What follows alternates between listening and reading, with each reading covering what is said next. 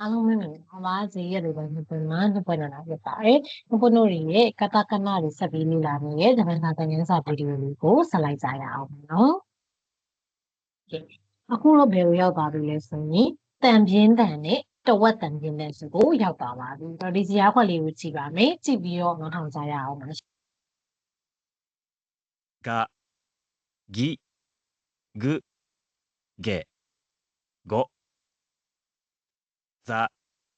じ、ず、ぜ、お、だ、じ、ず、で、ど、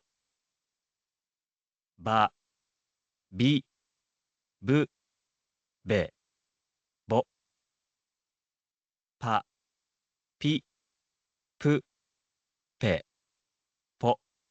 はいနောက်တစ်ခေါက်နားထောင်ရအောင်ပါနော်が、ぎ、ぐ、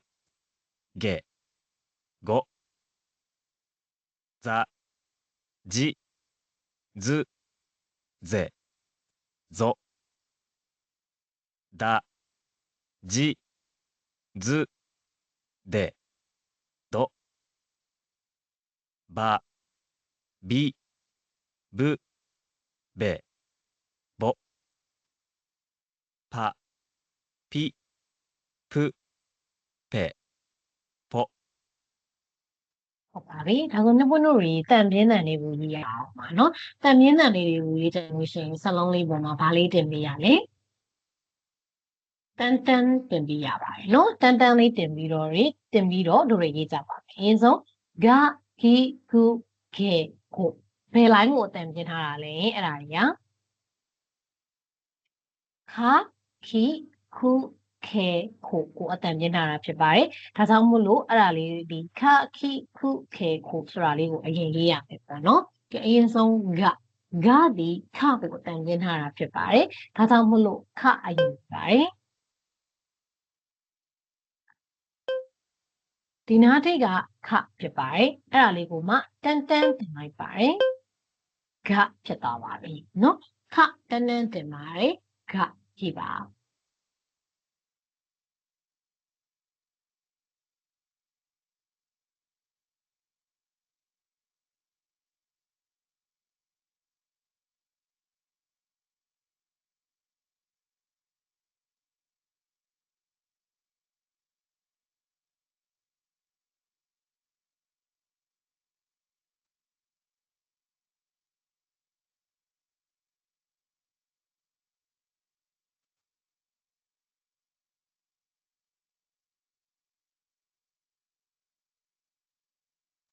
ဟုတ်ဂအရပြီဆိုရင်တော့နောက်တစ်လုံးသွားပါမယ်ဂိဒီခိကိုအတန်ပြထားတာဖြစ်ပါတယ်ဒါကြောင့်မို့လို့ခိအရင်ရေးပါမယ်ရရင်တန်းတန်းတင်ပါမယ်ဂိဖြစ်ပါတယ်ဒီပါခိတန်းတန်းတင်ပါတယ်ဂိ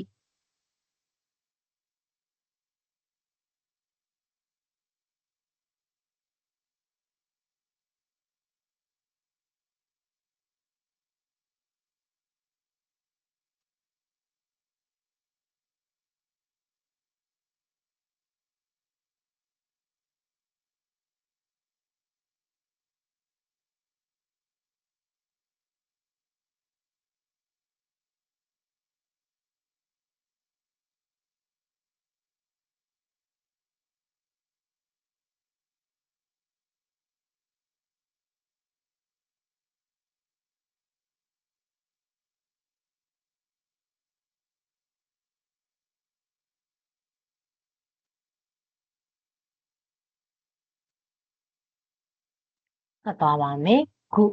ခုတန်းတန်းတင်ပါမယ်ဂုခုအရင်ရေးရယ်တန်းတန်းတင်ပါတယ်ဂုဒီပါ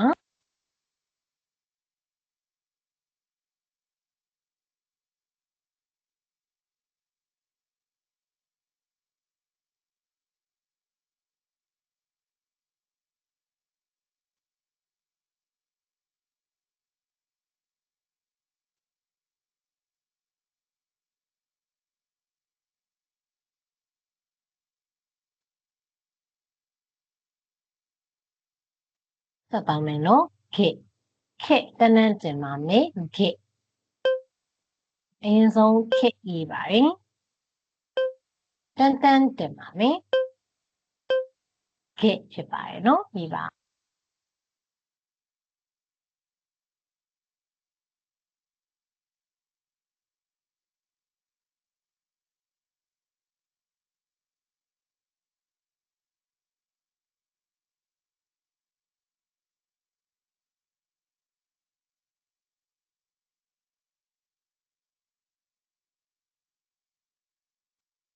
နောက်တစ်လုံးကတော့ခုတန်းတန်းတင်ပါမယ်ခုအရင်ရေးလိုက်ပါတယ်တန်းတန်းတင်ပါမယ်နော်ခုရေးပါ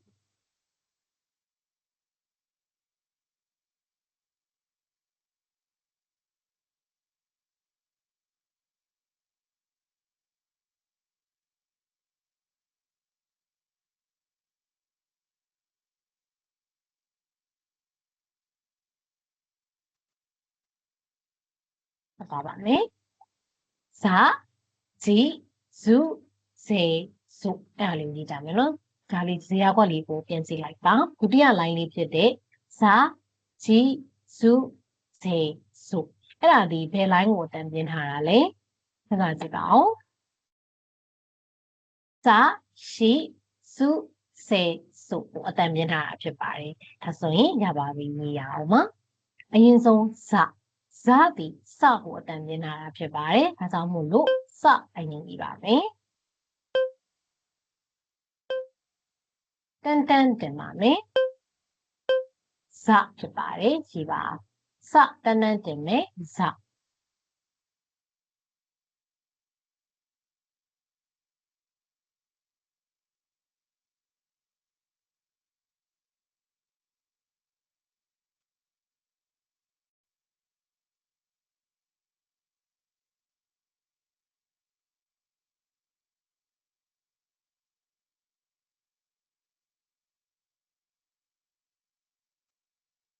ထပ်ပါမယ်ဂျီ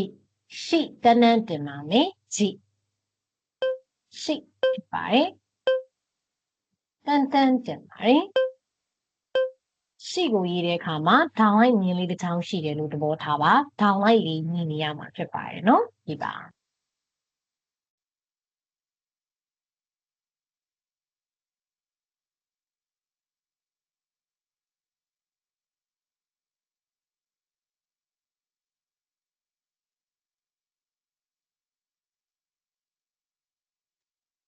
ပြီးရင်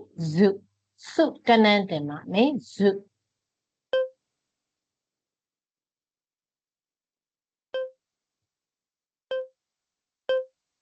ုတန်းတန်းတင်လိုက်မယ်စုဖြစ်ပါတယ်နော်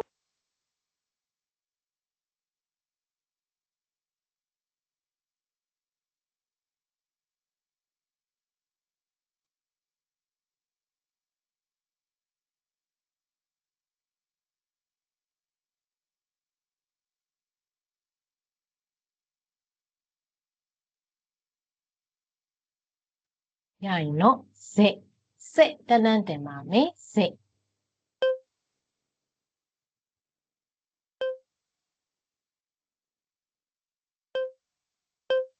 ကြည့်ပါစစ်တန်းတန်းတင်လိုက်မယ်စစ်ရသွားပါမယ်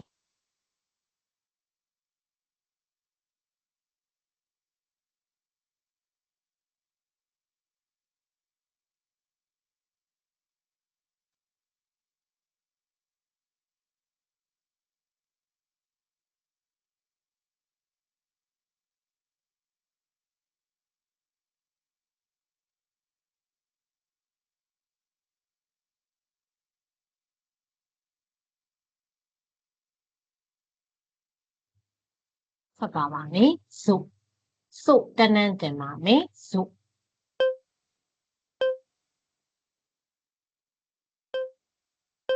စုလေးရေးပြီးတော့တန်းတန်းလေးတင်လိုက်ပါမယ်နော်စုဖြစ်ပါတယ်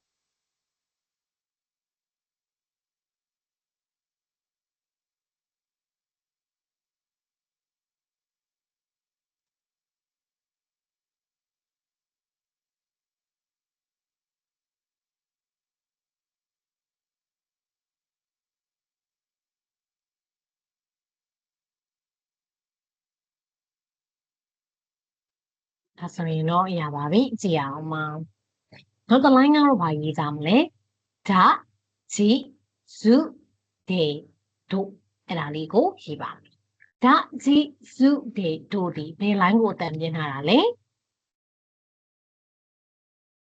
ဓာဂျီဇုဒေဒိုအတန်ပြင်းထားတာဖြစ်ပါတယ်ဟုတ်ပါပြီဒါဆိုရင်ရေးရအောင်ပါအရင်ဆုံးဓာတန်းတန်းတင်ပါမယ်ဓာ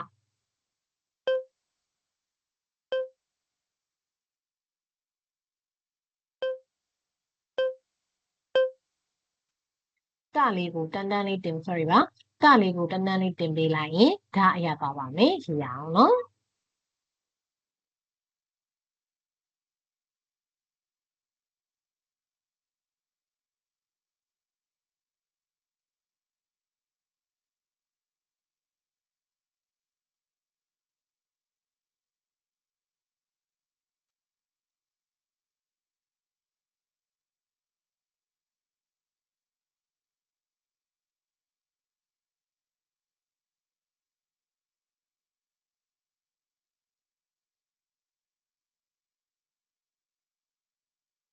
ဆက်သွားပါမယ်ဂျီချိတန်းတန်းတင်ပါမယ်ဂျီချိလေးအရင်ရေးလိုက်ပါတယ်တန်းတန်းတင်မယ်ဂျီရပါပြီရေးပါ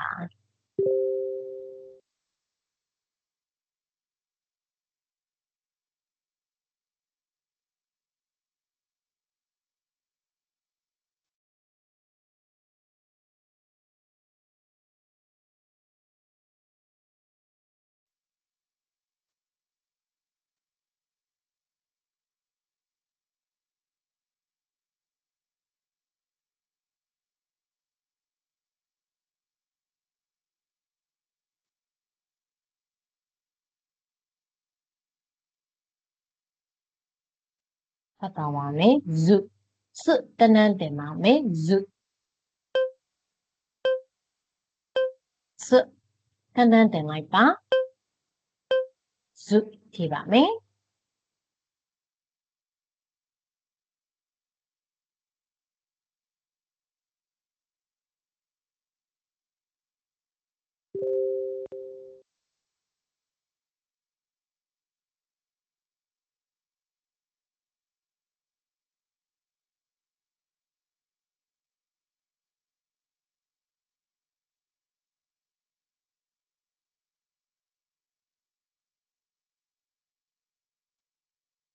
တဲ့တန်းတန်းတင်ပါမယ်တဲ့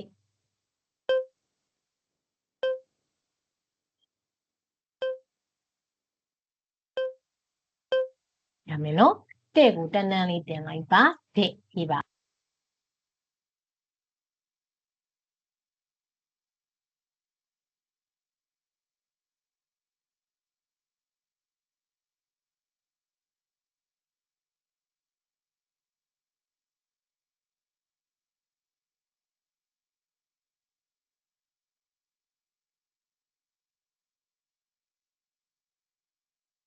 ပြီးရင်တို့တန်းတန်းတင်ပါမယ်တို့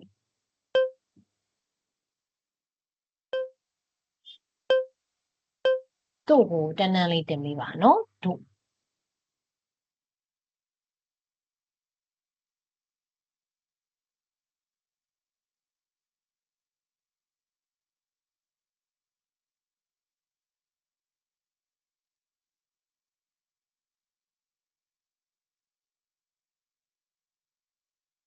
ဒါဆိုရင်တော့ဓာလိုင်းလေးလေးပြီးသွားပါပြီကြည့်ပါဒီလာပြီးသွားတာလေးကတော့ဓာဂျီဇုဒေတို့ပြီးသွားပါပြီနောက်တစ်လိုင်းမှာဘာဘီဘုဘေဘိုဘယ်လိုင်းကိုအတန်ပြင်းထားတာလဲအဲ့ဒါကလေဟာဟီဖုဟေကိုအတန်ပြင်းထားတာပေါ့နော်ဟုတ်ပါပြီကြည့်ရအောင်ပါဘာအေးပါမယ်ဟာတန်းတန်းတင်ပါမယ်ဘာ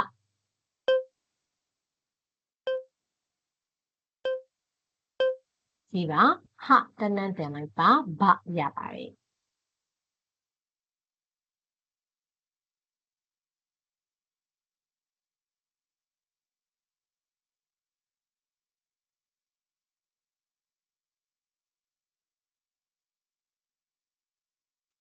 ဆက်သွားပါမယ်ဘိ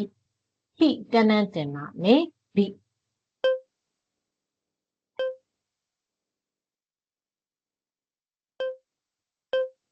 ဟိလေးကိုကဏ္ဍတင်လိုက်ပါ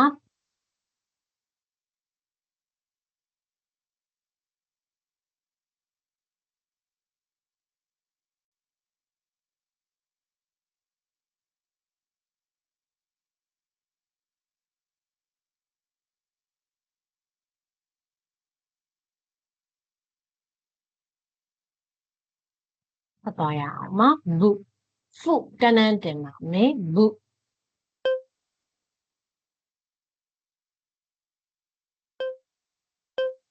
ဒီပါဖုကဏ္ဍတင်ပါမယ်ဘု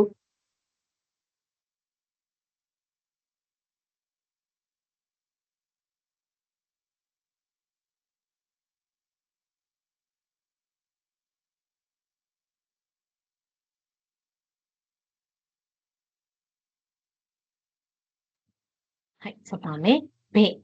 ဟဲ့ကဏ္ဍတင်ပါမယ်ဘိ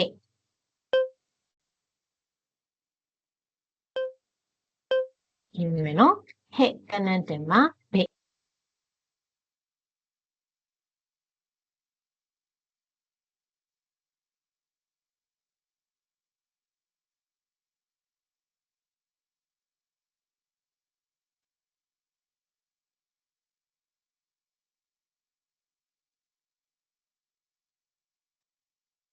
ဟုတ်ပါမယ်နော်ဟုတ်ကဏ္ဍတင်ပါမယ်ဟုတ်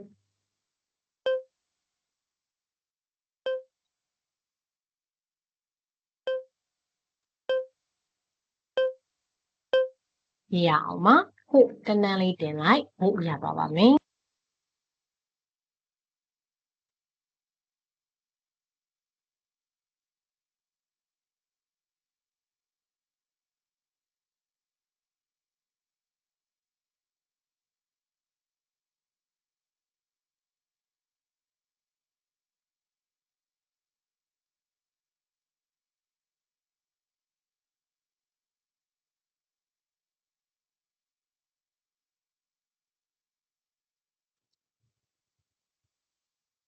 ဒါဆိုရင်တော့ဘုအထိပြသားပါပြီကြည့်ပါနောက်ဆုံးတစ်လိုင်းလေးပဲကျန်ပါတော့တယ်ပါပီဘုဖေဟုတ်တဝက်တန်ပြင်းတန်လေးဖြစ်ပါတယ်တဝက်တန်ပြင်းတန်လေးဖြစ်လာဖို့အတွက်ကြတော့ဗာတင်ပေးရပါလဲဟုတ်ပြီလားမာရုတင်ပေးရမှာဖြစ်ပါတယ်နော်ဟီရာခါနာနဲ့တူတူပါပဲမာရုလေးတင်ပေးရမှာဖြစ်ပါတယ်အဲ့ဒါဆိုလို့ရှိရင်တဝက်တန်ပြင်းတန်လေးရပါမယ်အရင်ဆုံးပရေးပါမယ်ဟမာရုတင်ပါမယ်ပ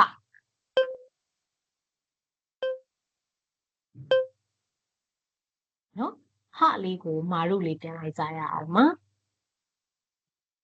ပရပါပါမယ်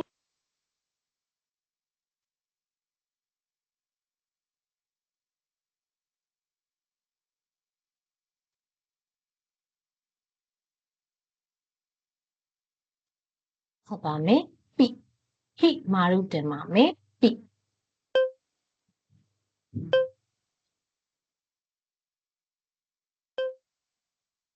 ဒီမယ်နော်ဟိလေးကိုမှမာရုလေးတင်လိုက်ပါပိရပါမယ်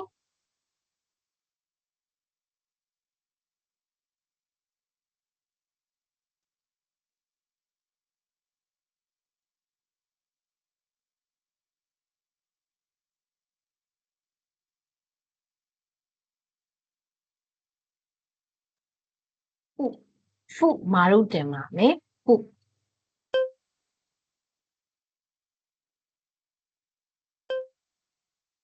ကြည့်ပါ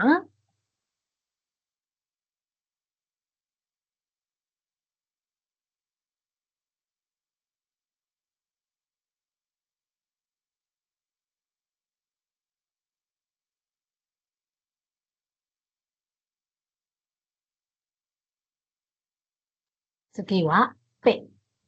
へマルテマメペ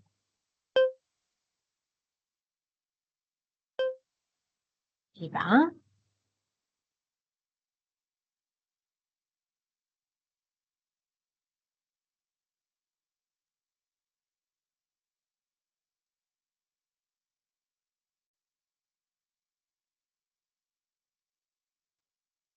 ဖို့မာရုတင်ပါမယ်ဖို့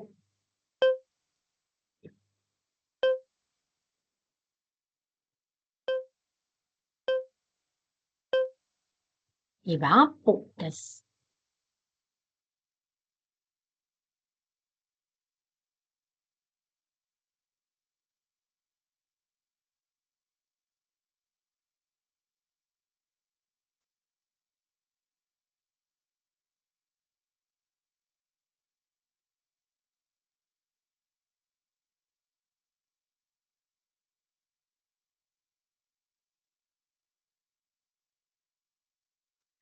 ဒါဆိုရင်နော်ခုနခန်းစီလေးကိုလေ sorry ကတာကနာ